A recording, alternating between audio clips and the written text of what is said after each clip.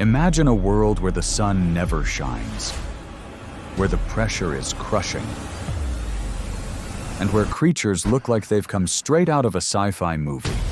Welcome to the deep sea. A place so mysterious, we've explored less of it than we have the surface of Mars. But recently, something strange has been happening. Deep-sea creatures, ones we rarely ever see, are suddenly showing up near the surface. Why? What's driving them out of their dark, hidden homes? And could this be a warning sign for us? Let's dive in and uncover the secrets of the deep. Let's start with a story that sounds like it's straight out of a legend. In January 2023, a Japanese fisherman caught something extraordinary. A 6-meter-long, snake-like fish with a sticky, rubbery body. It wasn't just any fish.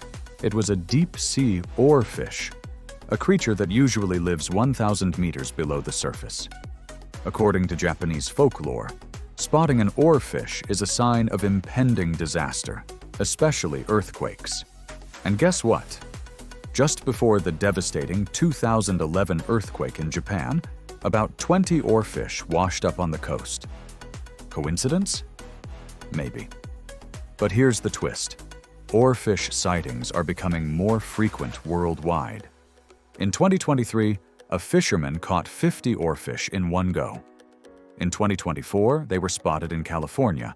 And in 2025, a live oarfish was seen in Mexico. What's going on? And it's not just the oarfish. Giant phantom jellyfish, with tentacles longer than 10 meters, are being spotted at depths of just 80 meters, far shallower than their usual 1 to 2 kilometer home. In Russia, fishermen caught a smooth lumpfish, a creature so bizarre it was mistaken for an alien. And then there's the Black Sea devil anglerfish, a terrifying predator that uses a glowing torch on its head to lure prey. These creatures are all deep-sea dwellers, rarely seen by humans. So, why are they suddenly coming to the surface? Is it a natural phenomenon? Or is something bigger at play? To understand this mystery, we need to dive into the science of the deep sea. Did you know that 71% of Earth's surface is covered by water? And yet, we've only explored about 5% of it? The deep sea is divided into zones. The sunlight zone, where most marine life thrives.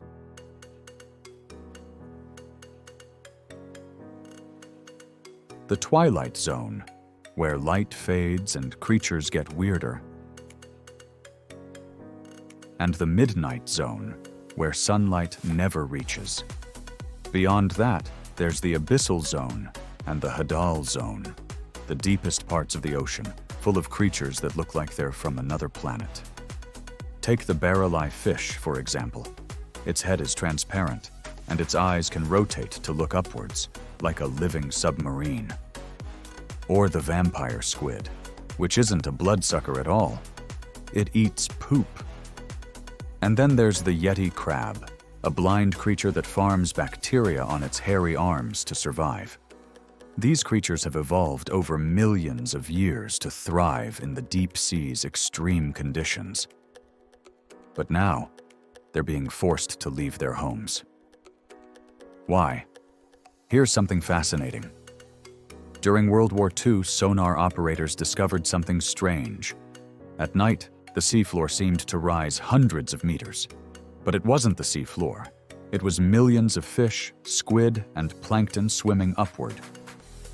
This phenomenon is called the deep scattering layer, and it's part of a daily migration known as diel vertical migration, or DVM.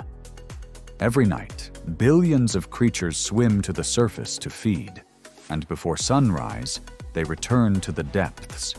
It's the largest migration on Earth, and it's been happening for centuries, hidden from human eyes. But why do they do this? The answer is simple. To eat without being eaten. During the day, predators like sharks and whales roam the surface, so smaller creatures stay hidden in the depths. At night, they rise to feed on phytoplankton and other small organisms. But here's the problem. Climate change is disrupting this delicate balance. As the oceans warm, these creatures are migrating permanently, moving toward colder waters near the poles. And this could have devastating consequences for the entire marine ecosystem. Climate change is the biggest threat to the deep sea. Our oceans absorb 90% of the heat generated by global warming, causing surface waters to warm up while the deep sea remains cold. This creates a barrier that prevents oxygen from reaching the depths. As a result, deep-sea creatures are migrating to the surface in search of oxygen and cooler temperatures. But this is dangerous for them. They're not adapted to survive in surface waters where predators lurk. Scientists predict that by the end of this century, the temperature of the abyssal zone could rise by 1 degree Celsius, forcing these creatures to migrate 4 to 11 times faster. Many of them could face extinction before we even discover them. And it's not just about the creatures themselves. The deep sea plays a crucial role in regulating our planet's climate. Phytoplankton, which live in the sunlight zone, absorb carbon dioxide and store it in the deep sea.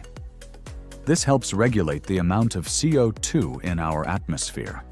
But as the oceans warm, their ability to absorb carbon is decreasing.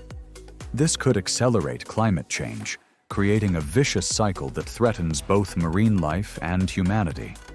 But climate change isn't the only threat. Deep-sea mining is another looming danger. Companies are eyeing the ocean floor for gold, silver, and other minerals, threatening unique ecosystems like hydrothermal vents, home to creatures like the scaly-foot snail, whose legs are made of iron. If we don't act now, we could lose these incredible species forever. The good news? People are fighting back. Over 3 million have signed petitions to stop deep-sea mining, and 32 countries have pledged not to support it. We still have a chance to protect the deep sea, but we need to act fast. Organizations like Greenpeace and the Deep Sea Conservation Coalition are leading the charge to protect these fragile ecosystems. They're calling on governments and corporations to halt deep-sea mining before it starts. And you can join the fight too. Sign petitions, raise awareness, and demand action. Together, we can ensure that the deep sea remains a world of wonders, not a world lost to greed. The deep sea is a world of wonders, full of creatures that defy imagination. But it's also a world under threat. By understanding these mysteries and taking action, we can ensure that these incredible beings continue to thrive. So, what do you think? Should we protect the deep sea or risk losing it forever? Let me know in the comments below. And if you enjoyed this journey into the depths, don't forget to like, share, and subscribe for more fascinating explorations. Together, let's dive deeper into the unknown.